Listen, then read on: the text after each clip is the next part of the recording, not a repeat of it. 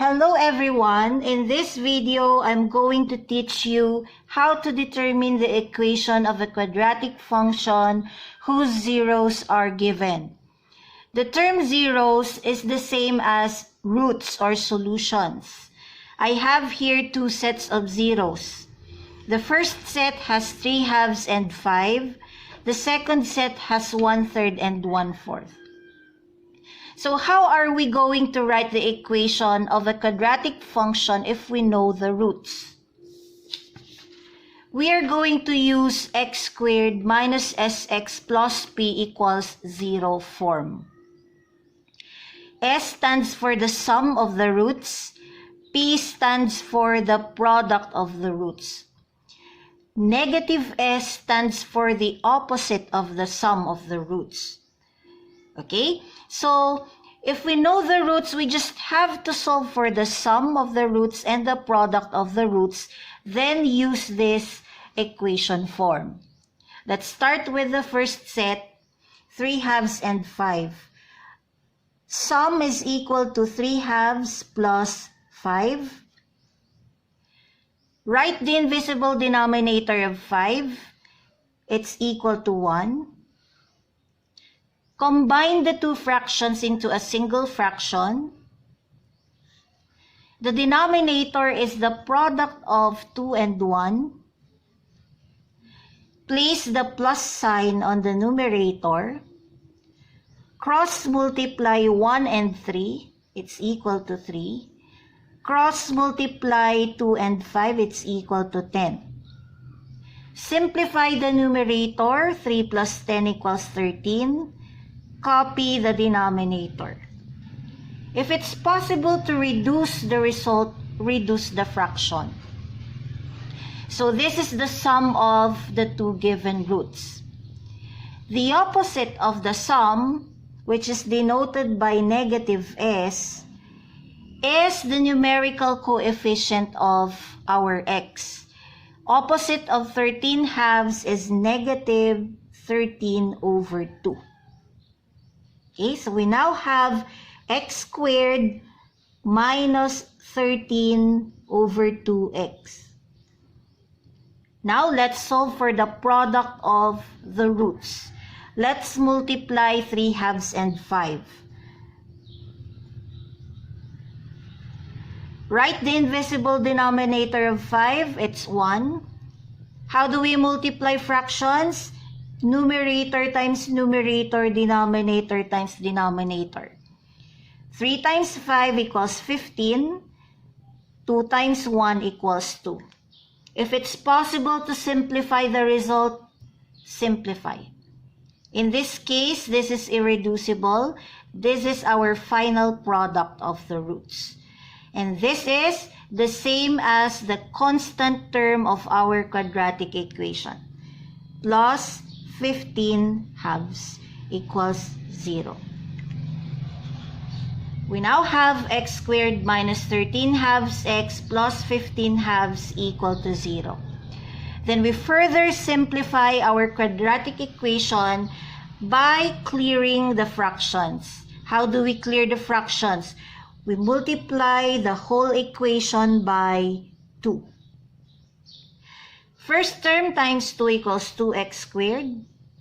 Multiplying the second term by 2 will cancel the denominator. So we have negative 13x.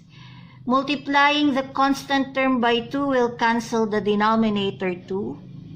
The result is positive 15 equals any number multiplied by 0 is always equal to 0. This is our final quadratic equation for the first set. You can validate your answer by using factoring method, completing the square method, or using the quadratic formula method to find the roots of this quadratic equation. And you should get 3/2 and 5 as roots.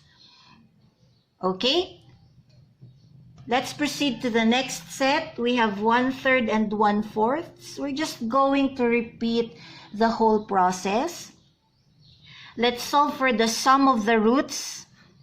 The sum of the roots is equal to 1/3 plus 1/4. Combine the two fractions into a single fraction.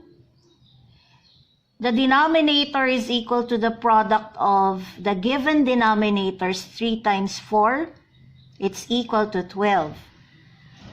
Place the plus sign on the numerator. Cross multiply 4 and 1, it's equal to 4. Cross multiply 3 and 1, it's equal to 3. Perform addition. 4 plus 3 equals 7. Copy the denominator.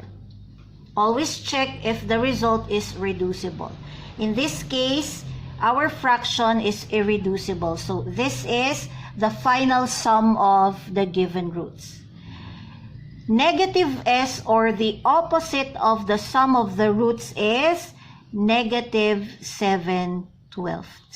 This will be the numerical coefficient of our x. So we now have x squared minus 7/12 x. For the constant term, we will solve for the product of the given roots. Product is equal to 1/3 times 1/4. You simply multiply the numerators, multiply the denominators. We will have 1/12. This is irreducible. Our final product is equal to 1/12. This is the constant term of our quadratic equation. Plus 1/12 equal to 0. Then further simplify the quadratic equation by clearing the fractions. Let's multiply the whole equation by 12. First term times 12 is equal to 12x squared. Multiplying the second term by 12 will cancel the denominator. The result is negative 7x. Multiplying the constant term by 12 will cancel the denominator 12. We have positive 1 as the result. Right side times 12, any number multiplied by 0 is always equal to 0. This is our final quadratic equation for the second set of roots. Again, you can validate our equation by solving this using factoring method, completing the square method, or using the quadratic formula.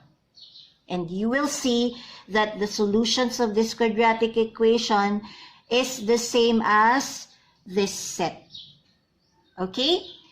That's all. If you have any questions or you want further clarifications, feel free to leave your comment. Please don't forget to subscribe to my YouTube channel. Again, I am Tutor Marife MCP. I thank you for watching.